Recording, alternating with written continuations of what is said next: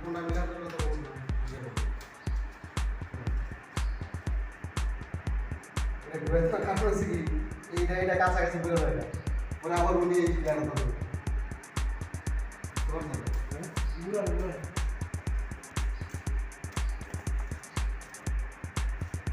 এখানে সাইড তো কোনো ফ্যাক্টর না কারণ সাইডে তো গাছ আছে